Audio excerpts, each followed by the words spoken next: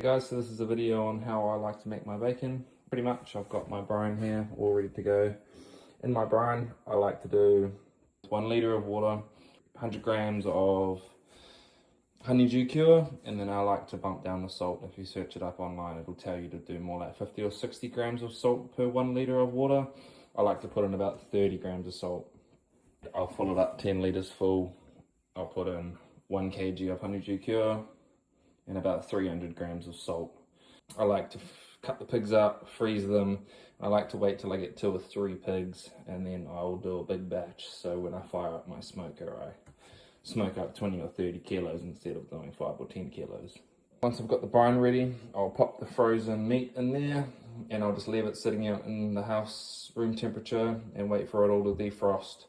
Just before it all defrosts and starts warming up, I'll pop it in my fridge. A little tip here is when you cut up your pigs, depends on the size of the buckets you got in the fridge and the room you can store it with. I tend to like to put them in little bags so I can fit them in my buckets, example like this one. And over here I've got 2 big 100-pound pigs that I've cut up and I've put in one bag, and I've stitched myself up because I cannot put that into these without waiting for it to defrost like that.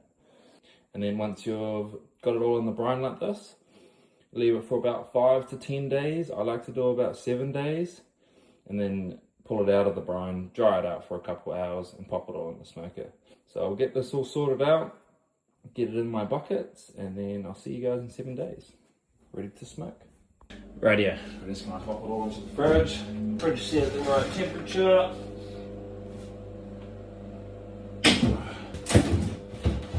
Platform, like so. Oops. Bucket number 2. So you just want to give it a stir around once a day, once every 2 days. This is how I like to do it, is I just like it so the meats, it has room to move around, and that way make sure none of the meat's sitting together. Fridge is sitting at a beautiful temperature. Give it another stir. This is about day 4. Second stir.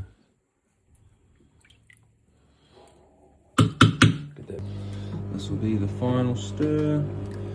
This is day 6, and then tomorrow I'll get it in the smoker.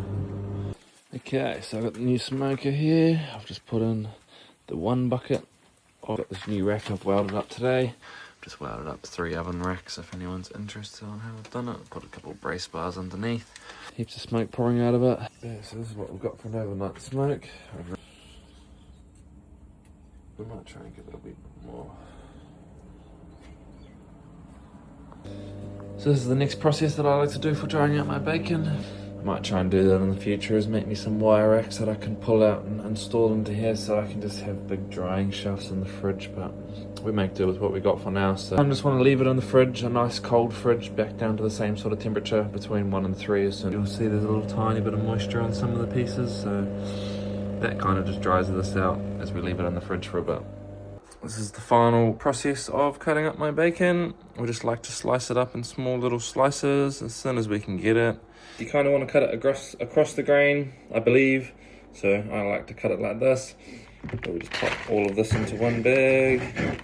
Yeah, and I'll just go around and hand this out to friends and family and all the farmers that provide me with the locations to hunt these sort of animals. So I get heaps of bacon for myself, so we'll keep cutting all this up. I'll try and cut to try and make like streaky, homemade streaky bacon as good as I can possibly do it with this wild pork. Very minimal fat, but we do our best to try and make the nicest pieces we can. Check this out, I have some more exceptional looking pieces. Beautiful. We'll get all that bagged up and move on to the next cut. I just absolutely peel through these bags too, so saves a lot of time of me vacuum packing it. Instead of vacuum packing it, it's a whole lot easier for me just to use these bags. So do recommend these actually. They seem to last quite well in the freezer.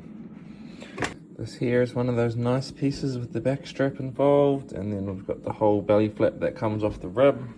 Once it's all rolled up like this, You just want to start slicing against the grain, of course. The first couple of pieces are always a little bit average. And then you can start getting yourself some nice thin cuts. We'll get all this bagged up, cut our last couple of pieces. In the meantime, we'll have a little squiz peek on some of that. We'll have a sneaky little test for you guys. Not crunchy, but delicious in flavour. Bit of crunch. Any crunch on this one?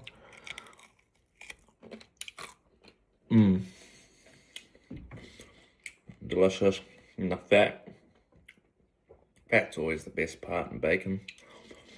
Exceptional.